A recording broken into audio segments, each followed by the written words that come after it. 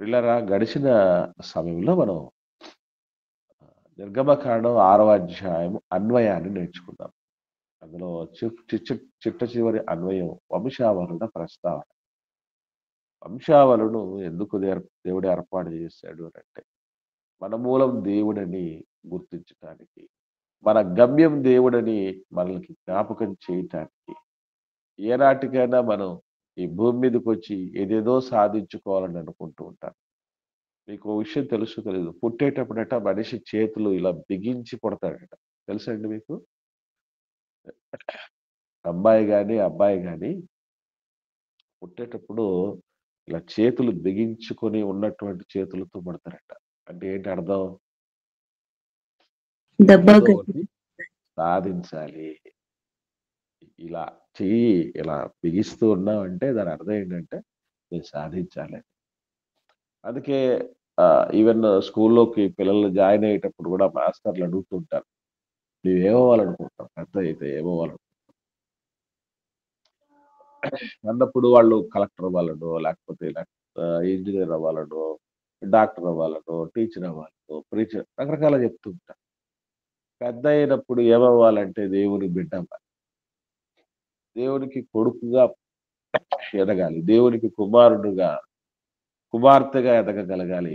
అంతకంటే మించిన భాగ్యం, ధన్యత, ఆధిక్యత మరొకటి లేదు అన్నటువంటి విషయం మనం నేర్చుకోవటం జరిగింది. ఈ సమయంలో మనం నిర్గమకాండం 7వ అధ్యాయము మనం ప్రారంభించుకుందాం. ఈ 7వ అధ్యాయంలో ఎన్ని వచనాలున్నాయండి?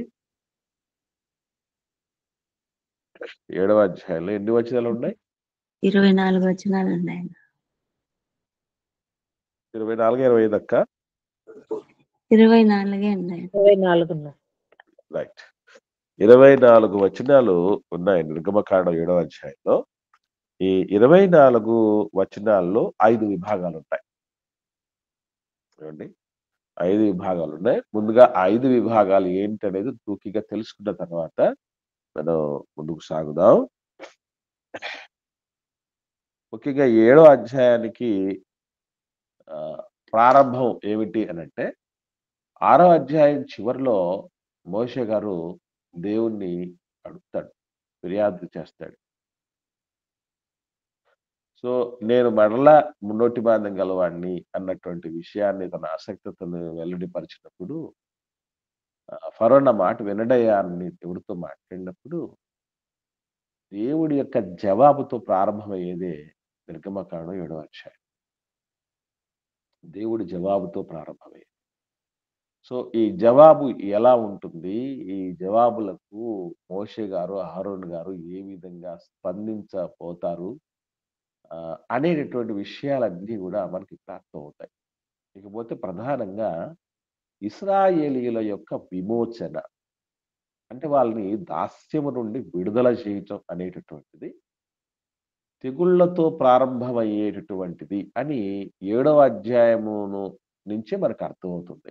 7వ అధ్యాయం నుండి 13వ అధ్యాయము వరకు అప్రతిహతంగా 10 తెగుళ్ళకు సంబంధించినటువంటి విషయాలు మనకు కనపడతాయి.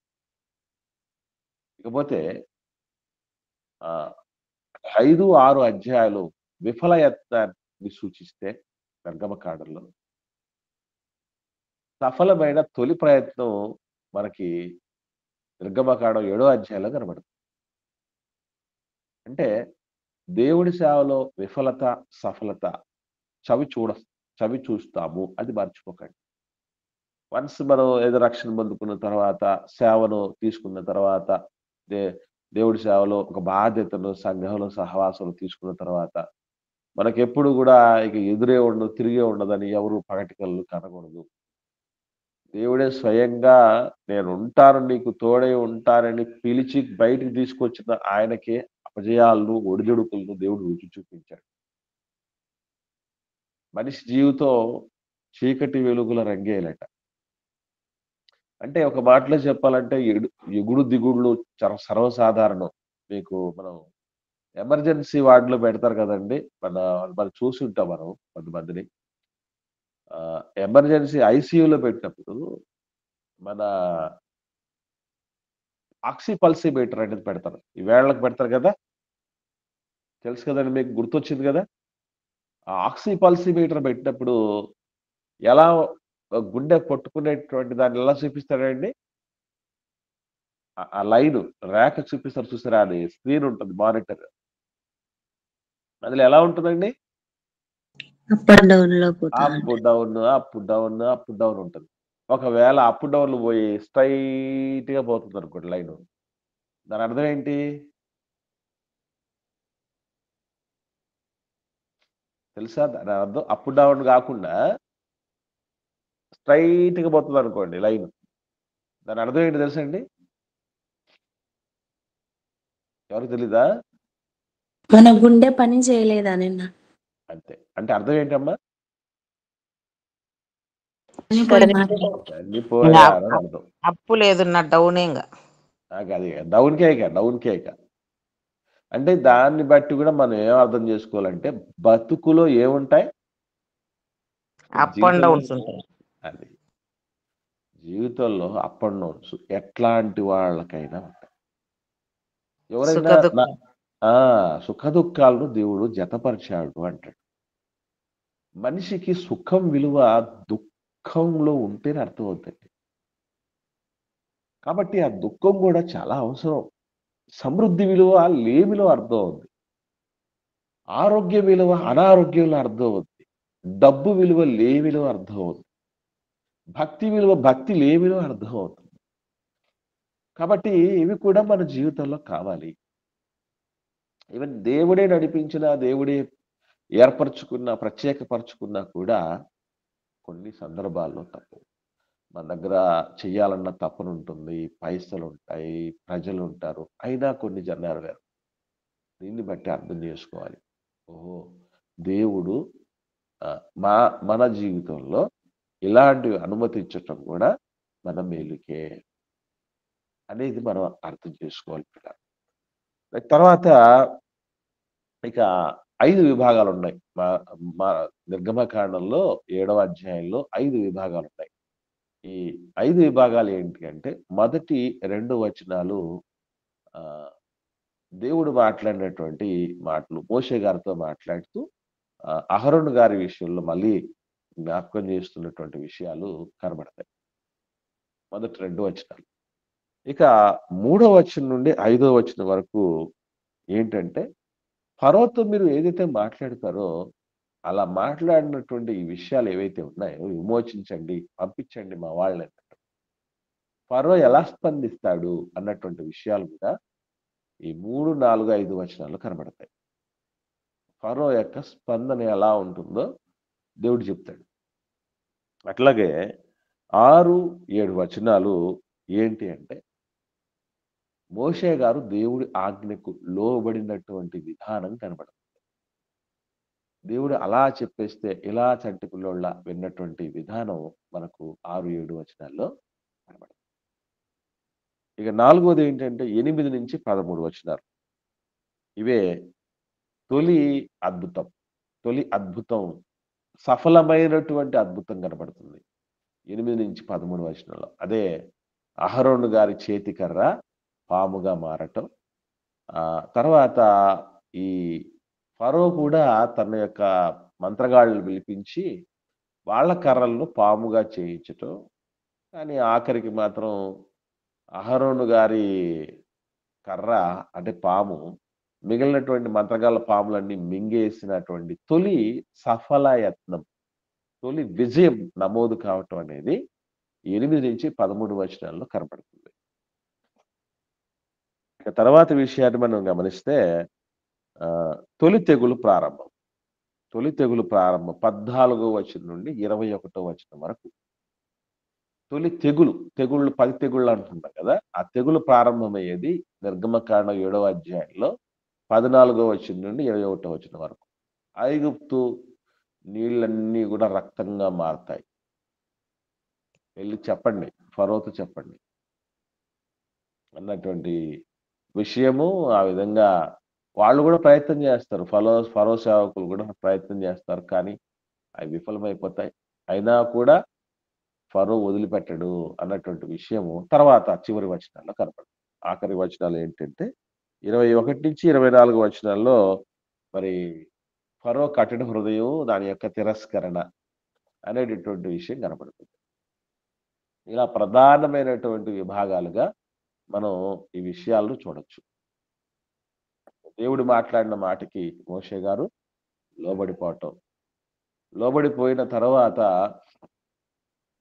ఫరోతో మాట్లాడేటప్పుడు మీరు వెళ్ళి మాట్లాడేటప్పుడు ఫరో ఏ విధంగా స్పందిస్తాడు అన్నటువంటి విషయం. అలాగే తొలి సూచక క్రియ, తొలి అద్భుతం అహరోను గారి యొక్క కర్ర పాముగా మారటం ఈ సందర్భాలండి. ఆ తదుపరి అప్పుడు కూడా అతను మారని పరిస్థితిలో ఉంటే ఐగుప్తులో ఉన్నటువంటి ఈ నైలు నది నీళ్ళంతా కూడా రక్తంగా మారుతుందని వాళ్ళు ఆ విధంగా చేయటం, అలాగే నీళ్ళని రక్తంగా మారటం, అయినా ఫరో పంపకపోవటం, ఇవి మనకు స్థూలంగా నిర్గమకాండం 7వ అధ్యాయంలో కనపడుతుంది. పోతే మనం ప్రధానమైనటువంటి word to word, pin to pin నేర్చుకునేటటువంటి క్రమంలో ఈ దినం మొదటి 7 వచనాలు, నిర్గమకాండం 7వ అధ్యాయంలో మొదటి 7 వచనాలు మనం ధ్యానం చేయబోతాం. చూద్దాం. మొదటి 7 వచనాలు. ఏమండి, అందరికి గుర్తున్నాయా? ఏంటి 7వ అధ్యాయంలో ఏముంది అనేది ఒకవేళ ఎవరైనా అడిగినా, లేదా మనసుకు మనం క్వశ్చన్ చేసుకున్నా కూడా ఇవన్నీ వెంటనే మనకు గుర్తు రావాలి. ఓకేనండి. అలాగే మొదటి అధ్యాయానికి తర్వాతి అధ్యాయానికి లింక్ ఏంటి అన్నటువంటి విషయం కూడా మనకు మనసులో ఉండాలి, గుర్తుండాలి. ఇవన్నీ మనం అధ్యాయాలు అలా అయిపోతూ ఉండగా మనకు ఒక శూన్యత రాకూడదు. శూన్యత అంటే అసలు ఏముంది అనేది మర్చిపోవటానికి కాదు ఇవన్నీ. మరలా ఒకవేళ మనం ఇలా మర్చిపోకూడదు అనేటువంటి ఉద్దేశంతోనే ఇవన్నీ రికార్డెడ్గా ఉండి ఈ జేసీసీ ఆన్లైన్ బైబిల్ క్లాసెస్ అనేటటువంటి యూట్యూబ్ ఛానల్లో రోజు అప్లోడ్ అవుతున్నాయి. ఇప్పటికి 20 ఎపిసోడ్లు అయ్యాయి అనుకుంటున్నాను అప్లోడ్ అయినటివి. కాబట్టి మీరు కూడా వాటిని ఫాలో చేయండి, మర్చిపోకండి. ఎక్కువ సమయం కేటాయించండి. ఒక పర్టికులర్‌గా ఉన్నటువంటి విషయం మీద దృష్టి సారించి నేర్చుకునేటువంటి ప్రయత్నం మనం చేయాలి. ఓకే. సో, ఈ 7వ అధ్యాయంలో మొదటి వచనం చూడగలిగితే మనం, కాగా యెహోవా మోషేతో ఇట్లనెను. కాగా, కాబట్టి ఇలాంటి పదాలు ప్రస్తావించినప్పుడు మనం గుర్తుపెట్టుకోవాల్సిన విషయం ఏంటంటే, అంతకుముందు ఏదో ఉంది. అదొక కంటిన్యూటీ సంబంధించినటువంటి విషయం. సంబంధం లేనటువంటి మాట కాదది. ఏదో లింక్ ఉంది. అదేంటి అనేది మనం తెలుసుకోవాలి. ఎప్పుడైనా బైబిల్ చదివేటప్పుడు బేసికల్లీ మనం ఏం చేస్తామంటే, అధ్యాయం చివరితో ముగించేస్తాం. ఆనాటి ధ్యానాన్ని అధ్యాయం చివరితో ముగించేస్తాం. తర్వాత మరుసటి రోజు ఫ్రెష్‌గా స్టార్ట్ చేస్తాం. ఇలా స్టార్ట్ చేసినప్పుడు ఈ కాగా అనే మాట రాగానే ఏదో అన్నట్టు వెళ్ళిపోతూ ఉంటాం. కాబట్టి భూమి మీద ఉన్న మీ అవయవాలు అని మాట్లాడతాడు. తులసి పత్రిక 3వ అధ్యాయం ప్రారంభం. ఇలా కాబట్టి రోమపత్రిక 12వ అధ్యాయంలో కాబట్టి సహోదరులారా అని మాట్లాడతాడు. ఇలాంటివి కాగా, కాబట్టి ఇలాంటి పదాలు కనపడిన ప్రతిసారి సంథింగ్ ఈస్ దేర్. ఆడ ఏదో జరిగింది. అది కంటిన్యూటీకి సంబంధించింది. ఏదో కొనసాగింపుతో భాగంగా మాట్లాడబడుతుంది. ఏంటి ఆ కొనసాగింపు అని మరలా ఒకసారి ముందున్నటువంటి అధ్యాయంలో చివరి విషయాల్లోనికి, అంశాల్లోనికి వెళ్ళి దాన్ని లింకప్ చేసుకొని మనము విషయాన్ని ఆపులింపు చేసుకోవాలి. కాబట్టి ఏం చేశాడు? మోషే గారు అడిగారు, అయ్యా నేను మాట బాంధ్యం గలవాడిని, ఫరో నా మాట వినడయా అని మాట్లాడినప్పుడు దేవుడు మాట్లాడుతున్న మాట. ఏమంటున్నాడు చూడండి. ఇదిగో నిన్ను ఫరోకు దేవునిగా నియమించితిని, నీ అత్త అహరోను నీకు ప్రవక్తగానుండును. నేను నీకు ఆజ్ఞాపించినది యావత్తు నీవు పలకాలి. ఫరో తన దేశంలో నుండి ఇశ్రాయేలును పోనీయవలెనని నీ అన్నయ్యైన అహరోను అతనితో చెప్పును. ఇక్కడ ప్రధానంగా మనం గుర్తుపెట్టుకోవాల్సిన విషయం ఏంటంటే, పిల్లరా, నిన్ను ఫరోకు దేవుడిగా పెడుతున్నాడు అన్న మాటలు, మీ అన్నను నీకు సపోర్ట్‌గా ఇస్తున్నాడు, నీ తరపున ఫరోతో మాట్లాడతాడు, ఎందుకంటే ఎప్పుడైతే నాది ఈ బలహీనత ఉంది అని దేవుడి దగ్గర చెప్తామో, ఆ బలహీనతకు దేవుడు మందును ఇస్తాడండి. ఎలాగైతే వైద్యుడి దగ్గరికెళ్ళినప్పుడు, సార్ నాకు జలుబుందనో, లేకపోతే జ్వరముందనో, బాడీ పెయిన్స్ ఉన్నాయనో, హెడేక్ ఉందనో, బ్యాక్ పెయిన్స్ ఉన్నాయనో, జాయింట్ పెయిన్స్ ఉన్నాయనో, సో అండ్ సో నాకొక సమస్య ఉందని ఎప్పుడైతే మనం చెప్తామో, వెంటనే ఆ సమస్య రెక్టిఫై కావటానికి మెడిసిన్ ఇస్తాడు వైద్యుడు. పరమ వైద్యుడైన దేవుడు గూడా మోషే గారి అసక్తతను అర్థం చేసుకున్నటువంటి వ్యక్తి. ఆయన గద్దించలేదు, గమనించండి. దేవుడు నిత్యము ఏదో గద్దించే దేవుడే అని అనుకోకూడదు పొరపాటున కూడా. మనం ఎన్నో సార్లు మన మన విషయంలో నేను వెళ్ళలేను, నేను చేయలేను మమ్మీ, డ్యాడీ అని మన పిల్లలు, మనం చిన్నవాళ్ళుగా ఉన్నప్పుడు మన అమ్మ నాన్నలతో చెప్పుంటాం. యెస్, మన పిల్లలు కూడా మనతో చెప్పుంటారు. అప్పుడు మనం ఏం చేస్తాం? దగ్గర కూర్చోబెట్టుకొని, నాన్న అది కాదు బిడ్డ, ఇది నాన్న, అది నాన్న పరిస్థితి అని చెప్పి పిల్లలకు వాటిని రెక్టిఫై చేసి వారు పరిష్కారం దిశగా సాగునట్లు సానుకూలంగా స్పందించేటట్టు చేస్తాం. దేవుడు కూడా ఇలాగే చేస్తున్నాడు. నాన్న, నువ్వు ఫరో విషయంలో భయపడుతున్నావు కదూ, ఎందుకంటే నేను ఫరో దగ్గర ఎలా నిలవగలను? ఫరో నా మాట ఎట్లా వింటాడు? వింటాడురా. ఎందుకో తెలుసా? ఫరో నీకు రాజు కాదు ఇప్పుడు. ఫరో నీకు ఎవరు అంటే, నువ్వు ఫరోకు దేవుడిని అంటాడువి. దేవుడు అంత స్థాయి ఇచ్చాను నీకు. దేవుడు మాట వినకపోతే ఎవడు మాట వింటాడు? అర్థమవుతుంది నీకు?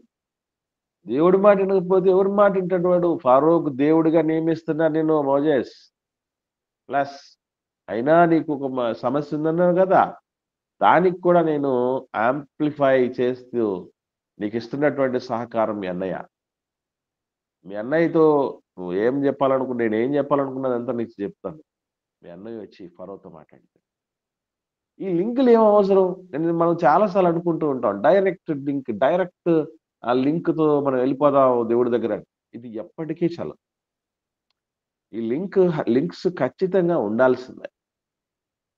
అప్పుడప్పుడు కొన్ని సందర్భాల్లో తండ్రితో డైరెక్ట్గా పిల్లలు మాట్లాడరండి. నాన్న ఒక రాజసంతో, ఒక యాజమాన్యంతో, ఒక గంభీరత్వంతో ఉంటాడు సర్వసాధారణంగా. కొంచెం పెద్ద పెరిగే కొద్ది పెద్ద ఆయన అన్నటువంటి ఆ దూరం ఎక్కువ పెరుగుతుంది, ఆ గౌరవం పెరుగుతుంది. అందుకే పిల్లలు మీరు గమనించండి, డైరెక్ట్గా డాడీతో మాట్లాడు ఎక్కువ శాతం. ఎవరితో మాట్లాడతారు? అమ్మతో మాట్లాడతారు. అమ్మతో మాట్లాడతారు. ఆ అమ్మ వచ్చి ఏం చేయాలి? నాన్నతో మాట్లాడుతుంది. దీన్ని ఒక చైన్ ప్రాసెస్ అంటారు, ఒక పద్ధతి ఇది. దీన్ని ఇదంతా నాకు కుదరదు, ఇది డైరెక్ట్ అటాక్ అంటే కుదరదు.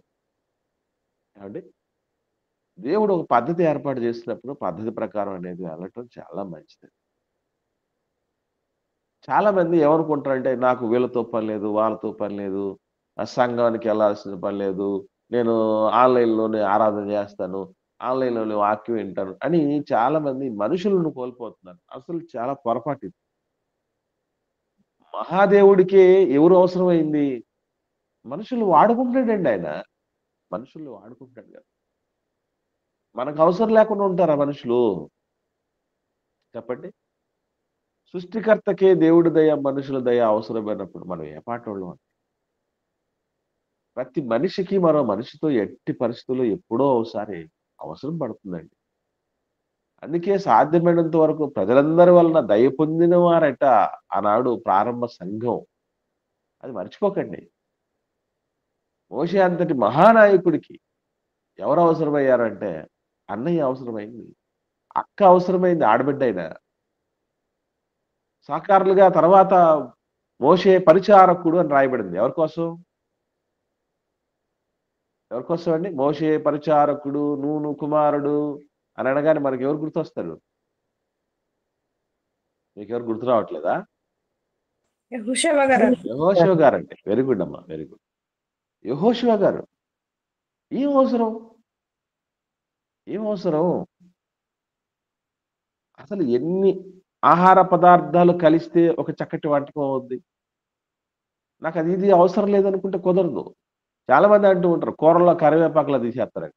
కానీ వాస్తవం చెప్పంటారా, అవసరమే లేనప్పుడు ఎందుకు వేసుకుంటున్నావు కరివేపాకు? అవసరమే లేనప్పుడు ఎందుకు వేసుకుంటున్నావు? ఎందుకు కొనుక్కొచ్చుకుంటున్నావు? ఫ్రీగా వస్తుందా అండి మార్కెట్లో? కరివేపాకైనా ఊరికి వస్తుందా? డబ్బులు పెట్టాల్సిందే. అది వాడిన తర్వాత దాని ఎసెన్స్ అంతా చాలా పోయి ఉంటుంది. అసలు కూరలోకి కలిసిపోయి ఉంటుంది. కాబట్టి నువ్వు తీసేసినా కూడా దాని అవసరత ఉందని కొనుక్కొని మరి వేసేసుకుంటున్నాం కదా! అలా అవసరం ఏదైనా పనికొస్తుంది మనకి. మనకు తెలియని విషయం ఏంటంటే, శత్రువులు కూడా మనకు పనికొస్తారండోయ్! శత్రువులు కూడా పనికొస్తారు. నేను ఎప్పుడు చెప్తూ ఉంటాను ఒక మాట. దావీదు గారు ఓవర్ నైట్‌లో super hero of the nation. అంటే ఇస్రాయేలు జాతికి సుప్రీం హీరో, సూపర్ హీరో అని నిరూపించబడ్డానికి ఒక శత్రువు కావాల్సొచ్చింది. శత్రువే లేడనుకోండి, దావీదు గారి జీవితంలో గొల్యాతు లేడనుకోండి, ఎవరు? ఎవరు? Who is David? డేవిడ్ ఎవరు అని అనగానే, గొల్యాతును మట్టి గరిపించిన వాడు. శత్రువు అవసరం వచ్చేసింది. మోజెస్ ఎవరు అనంటే, ఒక భయంకరమైనటువంటి నియంత ఫరో చేతిలో నుండి ఇశ్రాయేలు సమాజాన్ని విమోచించిన విమోచకుడు. శత్రువు అవసరమైంది. శత్రువులు ఉండాలి. ప్రార్థనలు చేయకండి. ఏమని? దేవా నాకు శత్రువులే లేకుండా చేయని. అసలు ఆ పనే చేయకూడదు మనం. మన చుట్టూ ఎంతమంది శత్రువులు ఉంటే అంత అలర్ట్‌గా ఉంటాం. మర్చిపోకండి. చుట్టూ ఎంతమంది శత్రువులు ఉంటే అంత అలర్ట్‌గా ఉంటామండి. మర్చిపోకండి. దేవుడు ఇది చెప్తున్నాడు. ఇకపోతే దేవుడికి ఒక బూరగా ఉండేవాడు ప్రవక్త. దేవుడికి బూరగా ఉండేవాడు ప్రవక్త. ఇప్పుడు దేవుడి స్థానంలో మోషే గారు ఉన్నారు. ఆ మోషే గారి బూరగా ఎవరిని ఇచ్చాడు దేవుడు? అహరోను గారు. అహరోను గారిని ఇచ్చాడు. మోషే గారికి బూరగా అహరోను గారిని దేవుడు ప్రసాదించాడు. ఇకపోతే ప్రవక్త ఎవరితో మాట్లాడాలి? అహరోను గారితో ప్రజలతో మాట్లాడాలి. ప్రవక్త ఎవరితో మాట్లాడాలంటే, దేవుని బూరగా ఉన్నటువంటి ప్రవక్త ప్రజలతో మాట్లాడాలి సర్వసాధారణంగా. ఇప్పుడు ప్రజల స్థానంలో ఎవరున్నారు? ఇశ్రాయేలు. కాదమ్మా. ఇక్కడ ఫరో ఈ సందర్భం ఫరో ఉన్నాడు. నిర్గమకాండం 7వ అధ్యాయం ప్రారంభంలో మనం ఉన్నాం కదా! ఆ పర్టికులర్ కాంటెక్స్ట్ మనం ఆలోచించాలి. సో ఇప్పుడు గమనించాల్సిన విషయం ఏంటంటే, దేవుడి స్థానంలో మోషే గారు ఉన్నారు. బూర స్థానంలో అహరోను గారు ఉన్నారు. ప్రజల స్థానంలో ఎవరున్నారు? ఫరో గారు ఫారో ఉన్నారు. ఉన్నాడు. అది. ఇప్పుడు మనం దీనికి అన్వయించుకోవాలనుకోండి, మనం మాట్లాడుకున్న దాన్ని. దేవుడి స్థానంలో తండ్రి ఉన్నాడు. బూర స్థానంలో నేనున్నాను. ప్రజల స్థానంలో మీరున్నారు. ఇక్కడ సమస్య ఎక్కడంటే, మనము వింటున్నటువంటి వాళ్ళు ఫరో గారిలాగా కఠినపరచుకోకూడదు. అది విషయం. అంతేనా? కఠినపరుచుకున్నోడు ఏమైపోయాడు అనేది మనకు తెలిస్తే, కాలగర్భంలో కలిసిపోయాడని తెలిస్తే, దేవుడి మాటలకి నిత్యము ఎంత స్పందించే హృదయాలుంటే అంత దైవాశీర్వాదానికి పాత్రలైపోతాయి. అందుకే దేవుడి సన్నిధికి వచ్చేటప్పుడు మన ప్రతి ఒక్కరూ ఎలా రావాలంటే, నా తండ్రి నన్ను ప్రేమించి నాతో మాట్లాడబోతున్నాడు. సృష్టికర్త. ఆయన అపాయింట్మెంట్ దొరకాలంటే అంత సులభం కాదు. ముఖ్యమంత్రి అపాయింట్మెంటు, ప్రధానమంత్రి అపాయింట్మెంట్ చాలా చిన్నదండి ఆయన అపాయింట్మెంట్. ఆయనే మాట్లాడడానికి ఇష్టపడి వస్తున్నప్పుడు మన స్పందనలు ఏ విధంగా ఉన్నాయనేది ఒకసారి మనం మనస్కరించాలి. సో ఎన్నయ్య మాట్లాడతానని చెప్తే మళ్ళీ 3వ వచనం నుండి దేవుడు ఎంత స్పష్టంగా కొన్ని విషయాలు చెప్తూ వస్తాడంటేనండి, ముందు జాగ్రత్తలకు పెట్టింది పేరు ఆద్యుడు దేవుడండి. మోషే గారికి చెప్తున్నాడు, నాన్నా ఫరోకు నిన్ను దేవుడిగా నియమించినా, నీకు ప్రవక్తగా మీ అన్నయ్య ఉండినా, మీ ఇద్దరికి ఆ మహత్కార్య సూచక్రియలు చేసే పవర్స్ ఉన్నా, నేను మీ అన్నిటి వెనక ఉన్నా, ఒక్కటి తెలుసుకో మోజేస్, అదేంటంటే ఫరో అంత సులభంగా నిన్ను వదిలిపెట్టడు, పంపించడు. ఇది చదువుతాం 3వ వచనంలో అదే వస్తుంది. అయితే నేను ఫరో హృదయమును కఠినపరిచి ఐగుప్తు దేశములో నా సూచక క్రియలను నా మహత్కార్యములను విస్తరింపజేసేదను. ఫరో మీ మాట వినడు గాని నేను నా చెయ్యి ఐగుప్తు మీద వేసి గొప్ప తీర్పుల చేత నా సేనలను ఇశ్రాయేలును నా ప్రజలను ఐగుప్తు దేశం నుండి వెలుపలికి రప్పించెదను. ఇక్కడ కొంచెం జాగ్రత్తగా మనం ఆగాలి. అదేంటంటే ఎందుకోసం ఆగాలంటే దేవుడు సూచక క్రియలు, మహత్కార్యాలు, తెగుళ్ళు, తీర్పులు ఈ 4 పదాలను వాడాడు. గమనించండి. మహత్కార్యాలు కనపడుతున్నాయా? సూచక్రియలు కనబడుతున్నాయా? తీర్పులు అని కనపడుతున్నాయా? ఇంతకు ఈ మహత్కార్యాల్లో, సూచక్రియల్లో, తీర్పుల్లో ఏమి ఇవ్వబోతున్నాడు దేవుడు? తెగుళ్ళు ఇవ్వబోతున్నాడు. తెగుళ్ళు ఇవ్వబోతున్నాడు. నేను ఇంతకుముందు చెప్పాను మీకు. తెగులు అనేది చాలా మంది శాపాన్ని మాత్రమే అనుకుంటారు. తెగులు సూచక్రియ, తెగులు మహత్కార్యం. ఎలా అది మహత్కార్యం అవుతుంది అని అంటే ఒకటే తెగులు వల్ల అటు ఐగుప్తీయులకు తీర్పు, ఇటు ఇశ్రాయేలులకు రక్షణ వచ్చింది. అంటే ఎవరైతే దేవుడిని సమీపిస్తారో వాళ్లకు తెగులు వల్ల కూడా దేవుని వస్తుంది. గమనించండి. తెగులు వల్ల కూడా ఆశీర్వాదం వస్తుంది. మీకు మంచి విషయం చెప్పాలి. కొంతమందికి ట్రీట్మెంట్ ఒక సమస్య ఉందని ట్రీట్మెంట్ తీసుకుంటున్నప్పుడు దాంతో రిలేటెడ్గా ఉన్న మరికొన్ని సమస్యలు కూడా క్లియర్ అయిపోతాయి. నేను కొందరు విషయాలు గమనించాను. మొత్తం తలంతా తెల్ల వెంట్రుకలు ఉన్నటువంటి వ్యక్తులు కొంతమంది చూసామండి. ఈ వయసు చిన్నదే, మధ్య వయసే. ఒక 45-50 ఏళ్ళు వయసు కూడా ఉండ వాళ్ళకి. చాలా మొత్తం వెంట్రుకలన్నీ తెల్లబడిపోయాయి. వాళ్ళు ఒక రోగం ఉంటే ఆ రోగానికి ట్రీట్మెంట్ తీసుకుంటారు. ట్రీట్మెంట్ తీసుకుంటున్నటువంటి ఒక 1 ఇయర్ లోపు ఏమైపోయిందంటే సగం తెల్ల వెంట్రుకలు నల్లబడిపోయాయి. సగం తలలో ఉన్నటువంటి సగం తెల్ల వెంట్రుకలు నల్లబడిపోయాయి. ఏంటి అని గమనిస్తే మందు ఏదైతే ఒక రోగానికి వాడుతున్నామో దానికి ఆ మందు ప్రభావానికి ఈ తలలో ఉన్నటువంటి కొన్ని ప్రాబ్లమ్స్ కూడా క్లియర్ అయిపోయాయి. దేవుని ప్రజలు ఉన్నటువంటి దేవుడిచ్చే దీవెనలు అలా ఉంటాయి. అంటే ఐగుప్తీయులకు రోగానికి మందు ఒకవైపు, ఇశ్రాయేలీలకు అద్భుతమైన బిందు ఒకవైపు. రెండు జరుగుతున్నాయి చూడండి. వాళ్ళకు గద్దింపు, మనకు ఆదరింపు. ఎప్పుడూ లోకంలో దేవుని ప్రజలకు, దేవుణ్ణి ఆశ్రయించిన వాళ్ళకి దేవుడు ఇలాంటి అద్భుతమైనటువంటి రీతిలో నడిపింపు ఉంటుంది.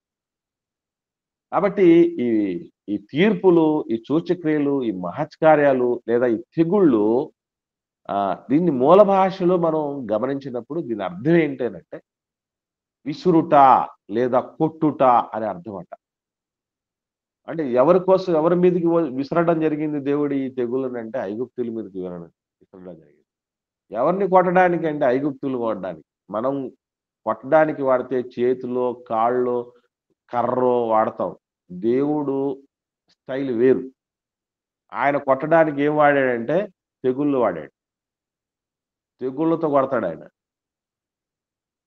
కాబట్టి మన నాన్న కదండి, మనకు తండ్రి కదా, ఆయన స్టైల్ ఆ రీతిగా ఉంటది. ఇకపోతే 4వ వచనంలో నా సేనలను, ఇశ్రాయేలీలైన నా ప్రజలను అన్నాడు. ఇక్కడ కొంచెం మనం ఆలోచన చేయాలి, ఆగాలి. ఎందుకనంటే ఇప్పుడు ఇశ్రాయేలీలు బానిసల, సేనలా? సేన అని దేనికి వాడతామండి? సేన అనే పదం దేనికి వాడతాం? ఎక్కువ గుంపు ఉంటే వెరీ గుడ్ అమ్మా. ఎక్కువ గుంపు ఉంటే వాడతాం. ఇంకా చెప్పాలంటే సైన్యానికి వాడతాం కదా. ఒక సైన్యానికి వాడతాం. ఇప్పుడు ఇశ్రాయేల్ ప్రజలు సైన్యమా లేకపోతే దైన్యంలో ఉన్నటువంటి దీనులు, బానిసల వాళ్ళు? దేవుడేంటి బానిసలను చూపించి నా సేనలు అంటాడు, నా సైన్యం అంటాడు, సోల్జర్స్ అని చెప్పినట్టు చెప్తాడండి ఆయన. దాని అర్థం ఏంటి?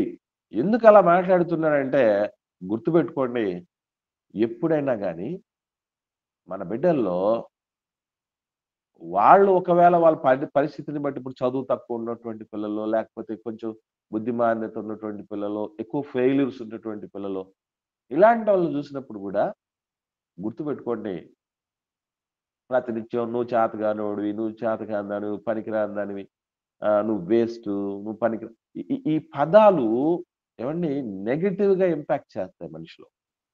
అందరిలోనూ అలాగా పాజిటివ్ గా చేయవండి. ఇప్పుడు మనుషులు ఎప్పుడు కూడానండి రెండు రకాలుగా ఉంటారు. ఒకటేంటంటే కొంతమంది విమర్శిస్తే అస్సలు చాలా సీరియస్ గా తీసుకొని, ఛాలెంజింగ్ గా తీసుకొని వాళ్ళు రోషంగా దాన్ని మంచిగా మలుచుకోవాలని చూస్తారు.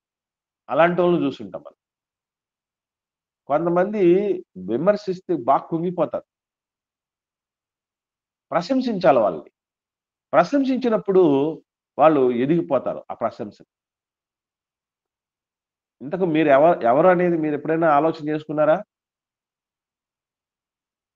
మిమ్మల్ని విమర్శిస్తే మీరు సీరియస్ గా తీసుకొని బాగా బాగా పడతారా? లేకపోతే ప్రశంసిస్తే నాకు బాగా అనిపిస్తుంది, బూస్టప్ చేసినట్టు అనిపించింది అనేది ఎవరన్నా గమనించుకున్నారా? గమనించుకున్నాం. ఇప్పుడు దాకా ఒకవేళ ఎవరైనా గమనించుకోకుండా కనీసం ఇప్పుడన్నా గమనించుకో. నేను గమనించుకున్నాను నన్ను ప్రశంసిస్తే నాకు అది పెద్దగా అనిపించదండి. బూస్టప్ అనిపించదు. విమర్శిస్తే సీరియస్ గా తీసుకుంటా. అది ఎంత సీరియస్ గా ఉంటదంటే, ఫస్ట్ టైం నేను డిఎస్సి రాసినప్పుడు మేము రూమ్ లో ఉండేవాళ్ళం. ఆ రూమ్ లో మంచి ఆత్మీయులు, ఈ ఎవాంజలికల్ యూనియన్ అని ఒకటి ఉండేదండి, స్టూడెంట్స్ ఫెలోషిప్ సంబంధించి, ఈయు అంటారు వాడిని. ఆ ఈయులో మంచి లీడర్ గా ఉన్నటువంటి వ్యక్తి, ఒక హై స్కూల్ హెడ్ మాస్టర్ గా ఉన్నటువంటి సోదరుడు, మాకు అక్కడ అందరికి పెద్దగా ఉన్నటువంటి వ్యక్తి. తెల్లవారే లేచి క్వైట్ టైం అని ప్రార్థన చేయిస్తాడు, బాగా అన్నిగా లీడ్ చేస్తాడు, మంచిగా ఉంటది. ఆయన నేను ఫస్ట్ టైం డిఎస్సి రాసినప్పుడు జస్ట్ 1.5 మార్క్తో ఒక 3 రైట్ ఆన్సర్లు రాసునుంటే, నేను ఎప్పుడో 2003లో డిఎస్సి 2003 డిఎస్సి ఉండేది. అప్పుడే జాబ్ తెచ్చుకునేవాడిని. నాకు ఓపీఎస్ వచ్చేది, అంటే ఓల్డ్ పెన్షన్ సిస్టమ్ ఉండేది. అది పోయింది, మిస్ అయిపోయింది. చాలా బాధపడుతున్నాను. అప్పుడు వచ్చాడు ఆయన leader, high school headmaster, incharge headmaster అని చెప్పాను కదా. నీ జీవితంలో ఒక్క అర మార్కు కూడా ఇంకా మీద నువ్వు ఎక్కువ తెచ్చుకోలేవు, నువ్వు జాబే సంపాదించలేవు అని అన్నారు. ఆయన సెల్ నెంబర్ తీసుకున్నాను నేను. అన్న మీ సెల్ నెంబర్ నాకు దగ్గర సేవ్గా ఉండాలి, సేవింగ్లో ఉండాలి. తీసుకున్నాను. సెకండ్ టైం ఎగ్జామ్ రాసినప్పుడు 91 మార్కులు తెచ్చుకున్నాను. 100కి 91 తెచ్చుకొని ఫస్ట్ టైం ఆయనకి ఫోన్ చేశా. అన్న నాకు 100కి 91 మార్కులు వచ్చాయి. నేను కేటగిరీ టాపర్ అండి అప్పుడు. అంటే ఆయన చెప్పిన ఆ మాటని చాలా సీరియస్గా తీసుకున్నాను. నువ్వు అన్నావు కదా నాకు మార్కులు రావని, ఎస్, దాన్ని నేను సీరియస్గా తీసుకున్నాను. ఈరోజు 17 సంవత్సరంలో జాబ్లో చేస్తున్నాను. ఎస్, ఆయన అన్న మాట పుణ్యం అని. కొంతమంది సీరియస్గా తీసుకుంటే, అంటే విమర్శను చాలా సీరియస్గా తీసుకుంటారు. కొంతమంది విమర్శలో కృంగిపోతారు. కొంతమంది ఎంకరేజ్ చేస్తే, నాన్న నువ్వు నంబర్ 1 నాన్న, నువ్వు బాగా చదువుతావురా, మంచి బిడ్డవు తల్లి, నువ్వు సూపర్ నాన్న, నువ్వు ఎక్సలెంట్, నీ రైటింగ్ ఎంత బాగుంది, ఎంత బాగా నువ్వు స్కూల్కి వస్తావు, ఎంత బాగా మాట్లాడతావు, సూపర్ సూపర్ సూపర్ అంటే వెరీ గుడ్ అని వాళ్ళు ఎంకరేజ్ చేయబడతారు. ఈ 2 కేటగిరీలలో మనం ఎవరో తెలుసుకోవాలి. ఇంతకీ ఇస్రాయల్ ఏ టైప్ తెలుసండి? ఇస్రాయల్ ఏ టైప్ చెప్పండి ఇప్పుడు? రెండో టైప్. రెండో టైప్ అది. ఎందుకంటే నా సేనలు, నా సైన్యం అని అంటూ ఉంటే దేవుడు ఎంకరేజ్ చేస్తున్నాడు, వాళ్ళని బూస్టప్ చేస్తున్నాడు. చేయి, మీరు బానిసలేరా, మీ జీవితం అంతా ఇంతేరా అంటే అక్కడ కుదరడం లేదు. అంటే బేసికల్లీ ప్రపంచంలోనండి, మీకు విషయం తెలుసో తెలీదు, పన్నీరైనా పడనోళ్ళు ఉంటారు కానీ ప్రశంస పడని వాళ్ళు ఉండరటండి. తెలుసా? విన్నారు ఈ మాట? పన్నీర్ అంటే తెలుసు సెంటు. సెంట్ అయినా చీచీ నాకు సెంటు పట్టదండి అనేవాళ్ళు ఉంటారట. కానీ ప్రశంస పట్టని వాళ్ళు ఉండరట. ప్రశంసకు అంత గొప్పతనం. అంటే 90% అబోవ్ ప్రపంచంలో ప్రశంసించి ఎంకరేజ్ చేసే వాళ్ళకు మంచి రిజల్ట్స్ వస్తుంది. అందుకే బేసికల్లీ మన పిల్లల్ని కూడా ఏదో మార్కులు తక్కువ తెచ్చుకున్నప్పుడు చేసినప్పుడు నువ్వింతే, నీ బతుకింతే, నీ జన్మ ఇంతే, నువ్వు పనికిరావు, నువ్వు స్తోమత లేదు, అది ఇది సోమరివి, ఇవన్నీ తిట్టిపోసేటువంటి క్రమంలో పిల్లలు ఏం చేస్తారంటే కుంగిపోతారు. అలా కాదు. అసలు ఏంటి ఎలా చదువుతున్నావు? నువ్వేనా అసలు? నాకు చాలా ఆశ్చర్యం. నీ మార్కులు కాదు కదా ఇవి? లేదు లేదు మమ్మీ, లేదు డాడీ నా మార్కులేవి. మరి ఏంటి బిడ్డ ఎట్లా ఉంది? నువ్వు చాలా గొప్పదాన్ని, చాలా గొప్పవాడి, నీ టాలెంట్ నీకు తెలియదు. కాకపోతే ముందు ఎట్లా చదివేదానివి, చదివేవాడివిరా, ఇప్పుడేంటి ఇట్లా అయిపోయావు? నో నో, నిన్నెవ్వరు తప్పు పట్టకూడదు. గుడ్ గర్ల్ అనిపించుకోవాలి, గుడ్ బాయ్ అనిపించుకోవాలి, నువ్వే టాపర్ అవ్వాలి. ఒకసారి చూడు ఎలా ఉంటుందో నువ్వు ఫస్ట్ ఉంటే. ఆ ఎంకరేజ్మెంట్ పనిచేస్తుంది. ఇశ్రాయేలీయుల్ని ఎంకరేజ్మెంట్ దిశగా దేవుడు సాగిస్తుంది. ఇప్పుడు తెల్లారి లేలేకపోతున్నాను, మనం పిలిచామనుకోండి, ఆన్లైన్కి రండి అని పిలిచాం, లేలేకపోతున్నానండి, నా వల్ల కావట్లేదండి అన్నారు అనుకోండి, నీ బతుకు చెడ, ఎప్పుడు ఇంతనా నువ్వు, ఎప్పుడు బాగుపడి చేస్తావు అనే మాటలు ఎక్కవండి మనిషికి, ఎక్కువ. ఏం చెప్తాం? మరి జీవితంలో నువ్వు ఎన్నోసార్లు తెల్లవారు లేచావు, ఉద్యోగం కోసం చదివేటప్పుడు లేచావు, ఇంట్లో పరిస్థితులు బాగలేనప్పుడు లేచావు, ఆర్థిక సమస్యలు బాధిస్తున్నప్పుడు లేచావు కదా, భవిష్యత్తు మీద దిగులు పడ్డప్పుడు లేచావు. నువ్వు లేవటం కొత్త కాదు. నీకు సాధ్యంగానే లేదు. నువ్వు ఎందుకు అలా అనుకుంటున్నావు? నువ్వెందుకు తగ్గించుకుంటున్నావు? ఒక్కసారి నువ్వు మనసు పెట్టి చేయగలిగితే నీకు సాధ్యం కాదు. అది ఎంకరేజ్మెంట్ చాలా మంచిది పిల్లరా, అది మనకు రావాలి. కాబట్టి ఆ శుభం పలకటం అనేది మనకు తెలియాలండి. అదే చెప్తున్నాడు దేవుడు. ఇశ్రాయేలీయులు ఎలాంటి వాళ్ళు అంటే ఏమనుకుంటున్నారు? బయటికి ఐగుప్తు నుండి బయటకు వచ్చిన తర్వాత బలమైన శక్తివంతమైన రాజ్యాలను మట్టి గరిపించిన సేనలవి. గొప్ప గొప్ప రాజ్యాలను మట్టి గరిపించిన సేనలు ఇశ్రాయేలు సేనలు, చిన్నవి కాదు. ఆ హిడెన్ టాలెంట్స్ దేవుడికి తెలుసు. అలాగే మన పిల్లల్లో ఉన్న టాలెంట్స్ మనం గుర్తించాలి. మీలో ఉన్న టాలెంట్స్ నేను గుర్తించాలి. అవసరం అది. చాలా మంది ప్రార్థన చేయలేకపోతుంటారు, కరెక్ట్ గా బైబిల్ చదవలేకపోతున్నాడు, సంఘానికి రాలేకపోతున్నారు, దేవుడికి ఇవ్వలేకపోతున్నారు, తలాంతులు మెరుగుపరచుకోలేకపోతున్నారు. ఆ టాలెంట్స్ ని మనం లోపల నుంచి ఎంకరేజింగ్ దిశగా సాగించగలిగితే చాలా మంచిది. వాళ్ళలో పుట్టాలి. నేను చాలాసార్లు చెప్తూ ఉంటాను మంచి మాట. ఏమండి, గుడ్డు పగలటం 2 రకాలుగా ఉంటుంది, తెలుసా మీకు? గుడ్డు అనేది పగలటం 2 రకాలుగా ఉంటుంది. పగలటం 2 రకాలు ఏంటండి బాబు? ఎప్పుడు ఎట్ట పగిలాడో ఒకటే రకంగా పగిలినట్టు కదా అనుకుంటారు. 2 రకాలు పగలడం అంటే తెలుసా ఎవరికైనా? ఒకటి మనం పగలగొడతామన్నా, వెరీ గుడ్. ఒకటి అది పొదిగి పగిలి బయటికి వస్తుంది పిల్ల. వెరీ గుడ్, వెరీ గుడ్ అమ్మా, వెరీ గుడ్. నేను అడుగుతున్నా, చెప్పండి, మనం పగలగొట్టడానికి దానంతట అదే పిల్ల పగలగొట్టుకొని రావటానికి డిఫరెన్స్ గమనించారా?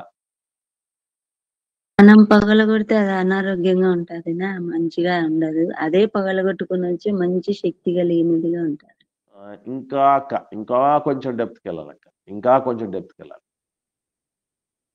నేను ఒకసారి ఒక పాఠం చెప్పాను, షార్ట్ మనం మెసేజ్. పగలగొడితే అంత పూర్తిగా రాదున్నా, దానికై అదే పగలగొట్టడం వస్తే పూర్తి ఆరోగ్యవంతురాలుగా బయటకు వస్తుంది. ఈకలు అన్ని బాగా వస్తాయి.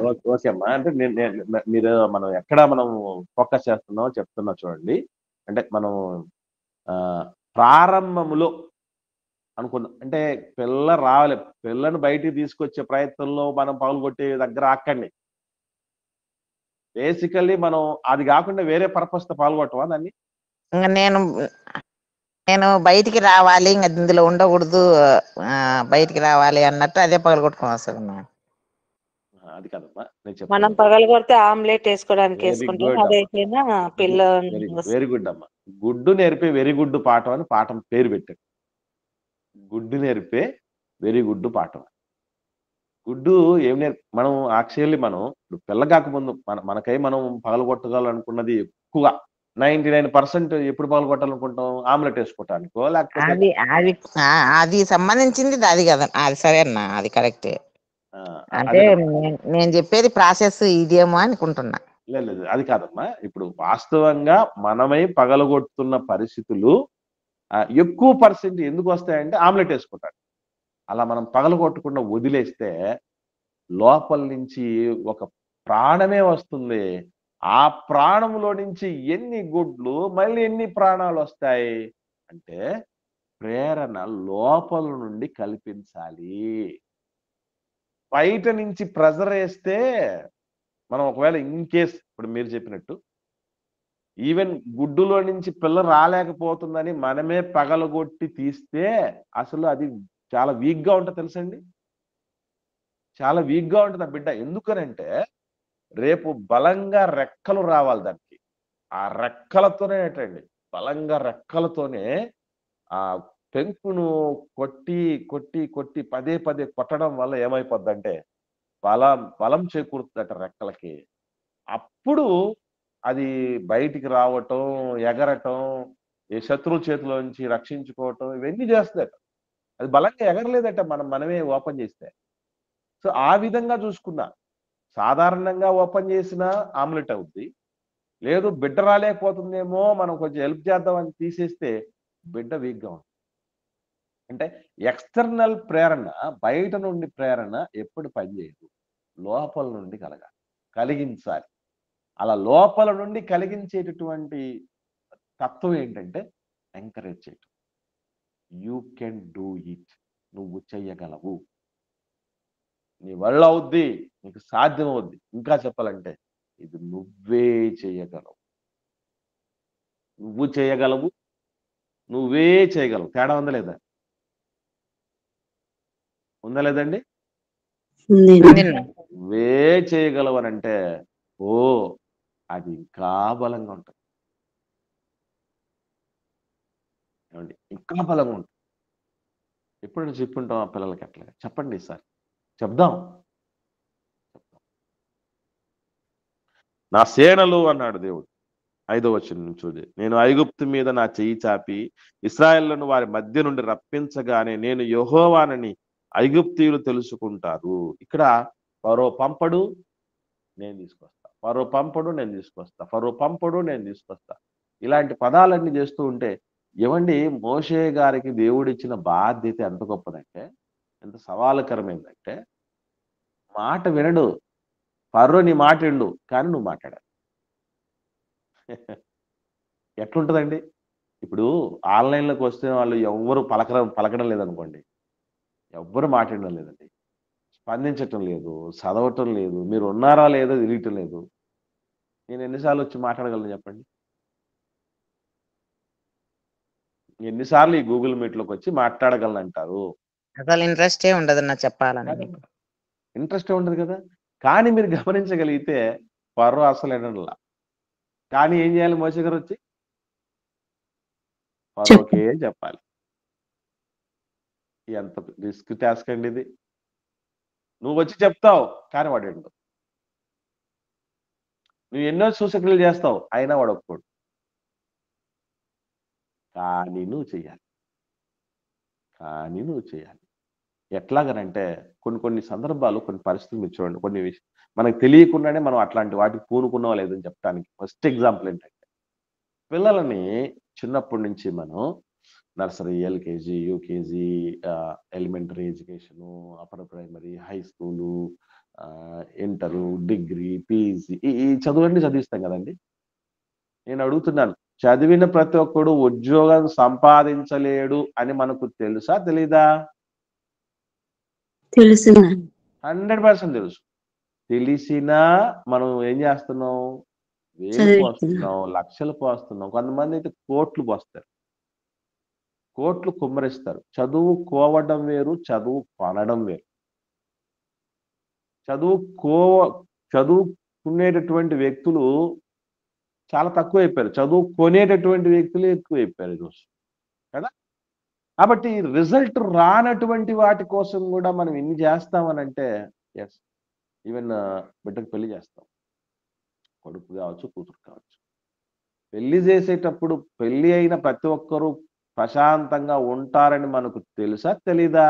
ఉంటారో ఉండరో అనేది? తెలుసునా 100% తెలుసు. అయినా ఏం చేస్తాం? పెళ్లిళ్ళు చేస్తా. రేపు ఆగస్టులో గదక్క అవునా ఆగస్టులో అక్క మ్యారేజ్ చేయబోతుంది పెద్ద కొడుక్కి, సుజాతక్క. ఇప్పుడు రేపు పిల్లల భవిష్యత్తులు ముందులాగే ఉంటాయా ఉండవా అని మనకు అంత బాగా తెలుసు. నేను లోకంలో చూస్తున్నాం, మనం అనుభవిస్తున్నాం, అన్నీ చేస్తున్నాం. అయినా చేస్తాం.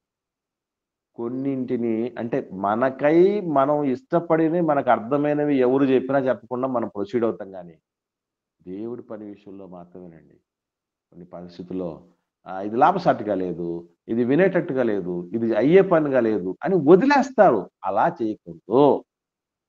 దీన్ని బట్టి మనం ఏం అర్థం చేసుకోవాలంటే అలా మనం వెళ్ళకూడదు.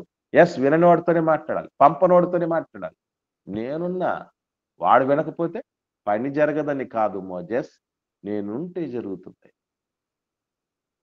కఠినపరచబడిన వాడై ఉన్నా, మహా సైన్యాలు కలిగి ఉన్నా, ఎంత దుర్మార్గుడైనా నేను నీకు తోడై ఉంటే మాత్రం పని జరుగుతుంది. కాబట్టి నువ్వు ఫరోను చూడొద్దు, ప్రజలను చూడొద్దు, నన్ను చూడు అని కార్యోన్ముఖుడిని చేస్తున్నాడు మోజెస్ గారు. తర్వాత 6వ వచనంలో చూస్తే, మోషే అహరోనులు యెహోవా తమకు ఆజ్ఞాపించినట్లు చేసిరి, అలాగుననే చేసేది. మంచి మాట. ఎట్లా చేశారటండి వాళ్ళు? ఎంత మంచి మాటలు ఉన్నాయి చూడండి అక్కడ. అలాగుననే ఆజ్ఞాపించినట్టు చేసిరి, అలాగుననే చేసిరి. చిన్న పిల్లల్లాగా. ఆ మాట వినే సమయానికి వాళ్ళ వయసు ఎంతో తెలుసండి. దేవుడి మాటలు చెప్తూ ఉంటే చేతులు కట్టుకొని సంటి పిల్లల్లాగా. ఎంత వయసు ఉన్న వాళ్ళు విన్నారు తెలుసండి? కింది చదివితే ఒక మాట ఉంది చూడండి. వారు ఫరోతో మాటలాడినప్పుడు మోషేకు 80 ఏండ్లు, అహరోనుకు 83 ఏండ్లు. 80 ఏళ్ల వాడు ఒక ఎల్కేజీ స్టూడెంట్ లాగా దేవుడి దగ్గర మాట వింటాడు. 83 ఏళ్ల వాడు తనకంటే 3 ఏళ్ల తర్వాత పుట్టిన తమ్ముడి మాట వినటం ఏంటండి? వాళ్ళు మహనీయులు ఊరికే అవ్వలేదండి. అంత ప్రాయంలో ఉన్న కూడా మీరు గుర్తుపెట్టుకోండి, మనం ఎంత పెద్దోళ్ళమైనా దేవుడికి బిడ్డలమే. ఇప్పుడు కల్పనమ్మ పాప ఒక బిడ్డ ఉంది, పేడ కూతురు ఉంది అమ్మ వాళ్ళకి. అమ్మ పాపకు చెల్లికి ఏం ముద్దు పేరు పెట్టారమ్మా? చిట్టి తల్లిన్నా ఆ, ఇప్పుడు చిట్టి తల్లిగానే ఉందా? కాదన్నా, ఆమె తల్లి అయింది. ఆమె ఒకటి తల్లి అయింది. కానీ మనకెవరు? మాకు మాత్రం చిట్టి తల్లి అన్న. మనకు మాత్రం అది చిట్టి తల్లి. ఎంత పెద్ద తల్లి అయినా అవ్వ అయింది అనుకోండి, నాయనమ్మ అయింది అనుకోండి, మనకేమవుద్ది? మనకు బిడ్డే కదా. ఏమండి? మనకు బిడ్డే కదా. 80 ఏళ్ళోడు పెద్దోడు కావచ్చు. ఎవరికి? పిల్లోళ్ళకి, తర్వాత వాళ్ళకి. ఇంటికి పెద్ద మనిషి కావచ్చు, ఇంట్లో కుటుంబం పెద్ద మనిషి కావచ్చు, తప్పు లేదు. నాకు 25 ఏళ్ళు అనుభవం ఉంది. అయితే అయితే దేవుడికి బిడ్డను కాకుండా పోతుంది. మీకు 60 ఏళ్ళు 70 ఏళ్ళు వయసు ఉండొచ్చు, 80 ఏళ్ళు వయసు ఉండొచ్చు. దేవుడి దగ్గరకు వచ్చేటప్పటికి మనకు ఆ తత్వం ఉండాలి. నేను పెద్ద, నేను చిన్న, ఈ పరిస్థితులు ఎప్పుడు రాకూడదు. నా దేవుడి దగ్గర నేను వస్తున్నాను, నా దేవుడికి నేను పెట్ట దట్స్ ఇట్. ఆడబిడ్డవో మగబిడ్డవో ఏమైనా ఆ దేవుడి దగ్గరకు వచ్చేసరికి 80 ఏళ్ల ప్రాయంలో ఉన్నటువంటి వ్యక్తి హీజ్ అ సీనియర్ సిటిజన్ అంటారు కదా. 60 ఏళ్ళు నిండితే సీనియర్ సిటిజన్ అంటారు. వృద్ధుడు అన్న పేరుని సీనియర్ సిటిజన్ అనే పేరుతో పెట్టడం జరిగింది. అంత వయసుతో ఉన్న వాళ్ళు అలాంటి వాళ్ళని ఏర్పాటు చేసుకోవడానికి వెనక కారణం ఏంటంటే ఒకటేనండి, గుర్తుపెట్టుకోండి, దేవుడి సేవకి వయసు కూడా ఉండాలండి. వయసు కూడా ఉండాలి. నేను ప్రారంభంలోనండి 21వ ఏట నా పరిచర్యను మొదలుపెట్టాను నేను. నా ఏజ్ అప్పుడు 2001లో 21 ఇయర్స్. 2001 జనవరిలో పరిచర్యను మొదలుపెట్టే సమయానికి 21 సంవత్సరాలు.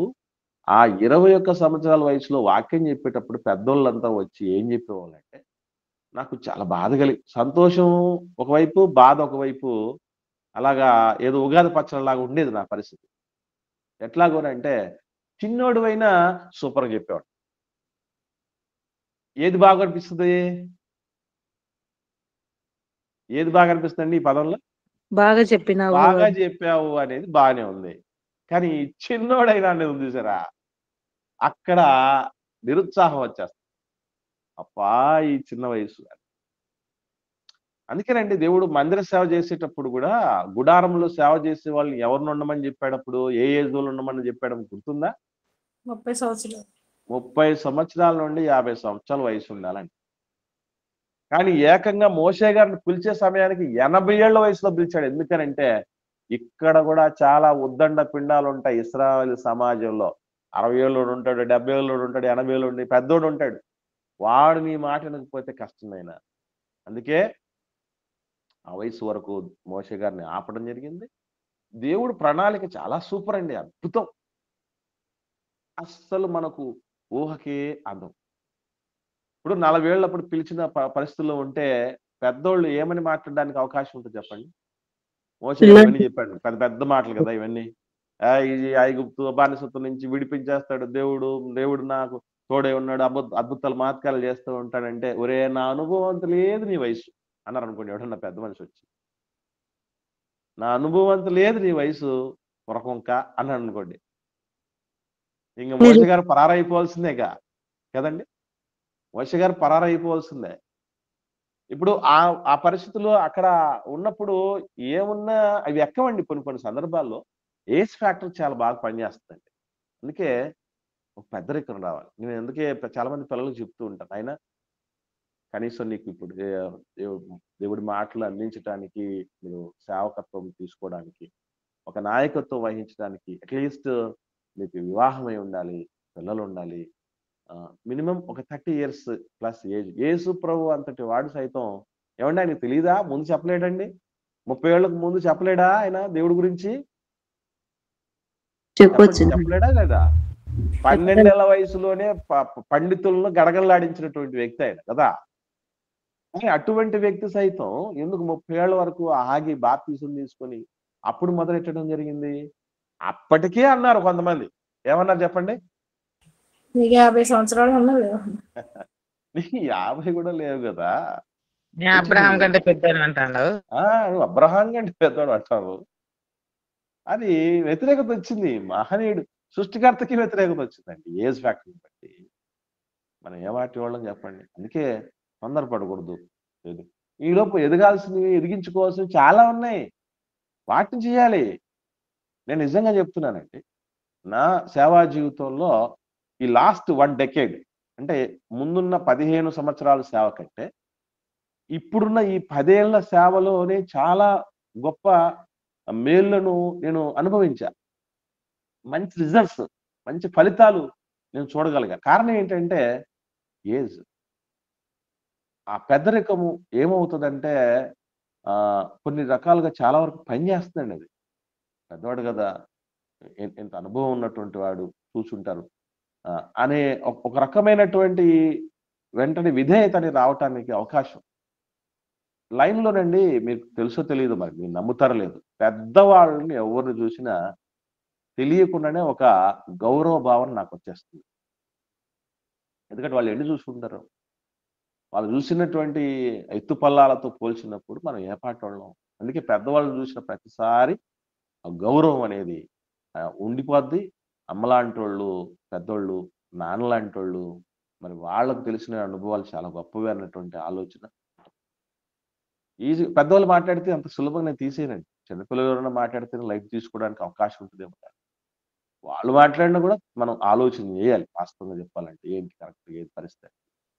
కాబట్టి పిల్లరా ఇది నిర్గమకాండం 7వ అధ్యాయము తొలి 7 వచనాల్లో ఉన్నటువంటి విషయాలు. సో ఇందులో 83 ఏళ్ల వ్యక్తి ఒక పసివాళ్లాగా దేవుడికి లోబడిన విషయం. 80 ఏళ్ల వ్యక్తి ఒక చంటి పిల్లోడిలాగా దేవుడు కోరినటువంటి రీతిగా మరబొమ్మ విన్నారు కదా, కీ ఇస్తే ఆడుతూ ఉండే బొమ్మలు ఉన్నాయి. అట్లా ఉండాలి దేవుడి చేతులు. ఏమండి, శిల్పి చేతిలో శిలను నేను అనే పాట ఉంది పాటలో కదా.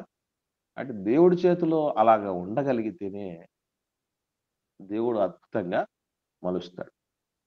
చెక్కన్నే అమరశిల్పి అయినప్పుడు దేవుడిని ఏమనాలి మరి? ఎలాంటోడిని అలా మలిచాడండి దేవుడు. అస్సలు ఉనికిలో లేని అహరోను తీసుకుని వచ్చి తొలి ప్రధాన యాజకుడిని చేసి ఆయన వంశములో నుంచి అనేకులు తీసుకుని వచ్చి స్థిరపరిచాడే. 100 మాంద్యం కలిగిన వాడితో 1 కోటి మందిని నడిపించే స్థితికి తీసుకెళ్ళాడు. అది దేవుడి చేతిలో ఉంటే గొప్పతనం. కాబట్టి ఒక కుమ్మరి చేతిలో మట్టి ఉంటే అది పాత్ర అయిపోతుంది. ఒక కంసాలి చేతిలో బంగారం ఉంటే అది ఆభరణం అయిపోతుంది. ఒక శిల్పి చేతిలో రాయి ఉంటే అది శిల్పం అయిపోతుంది. దేవుడి చేతిలో మనిషి ఉంటే ఆ జీవితం చరితార్థం అవుతుంది. ఆ జీవితం అనన్య సామాన్యం అయిపోతుంది. ఆ జీవితం అద్వితీయమైపోతుంది. ఆ జీవితం అనేకులకు దీవెనిస్తుంది. ఆ జీవితం దేవుడికి మహిమ తెస్తుంది. ఆ జీవితమే మనకు కావాలి. అందుకే ఎప్పుడైనా దేవుడికి అందుబాటులోనికి రావాలి జీవితం అంటే. దేవుడికి ఆయన వాడుకోవటానికి సిద్ధంగా ఉండాలి. మనం రైల్వే స్టేషన్లలో అనౌన్స్మెంట్లు వింటూ ఉంటాం. ఏమని? బయలుదేరుటకు సిద్ధముగా ఉన్నది అంటారే. పని చేయుటకు సిద్ధముగా ఉండగలిగే స్థితిలో మనం ఉంటాం. ఓకే, ఒకటే గుర్తుపెట్టుకోండి, 60 ఏళ్లకు రిటైర్మెంట్, 62 ఏళ్లకు రిటైర్మెంట్ ప్రభుత్వపు పనికి ఉంటుంది. కానీ ప్రభు పనికి 80 ఏళ్ళైనా రిటైర్మెంట్ లేదు మోజెస్ గారికి. అంటే నిజంగా చెయ్యాలన్న తపన ఉండాలి. కానీ age is not a factor, it's a number only. అది కేవలం సంఖ్య మాత్రమే దేవుడి సేవలో. నేనేం చేయగలను అనుకోకండి. 60 ఏళ్ళలో నేనేం చేయగలను, 70 ఏళ్ళలో ఏం చేయగలను. మోషే గారు 80 ఏళ్ళలో ఏం చేయగలిగాడు? మనమైతే ఏం చేయలేము. నిజంగా చెప్తుంది, మనం స్వతహాగా ఏం చేయలేము. మన వెనక దేవుడు ఉన్నాడు, ఆయన అన్నీ చేయగలడు. మనమైతే ఏమీ చేయలేని వాళ్ళం, కానీ ఆయన అయితే అన్నీ చేయగలడు. మనం నెక్స్ట్ డే తర్వాత వచనాల నుంచి ఉన్నటువంటి విషయాలను మనం నేర్చుకుందాం. ఎవరికైనా ఏమైనా సందేహం అంటే అడగండి. లేని పక్షాన్ని ఒకరు ప్రార్థన చేయండి. మనం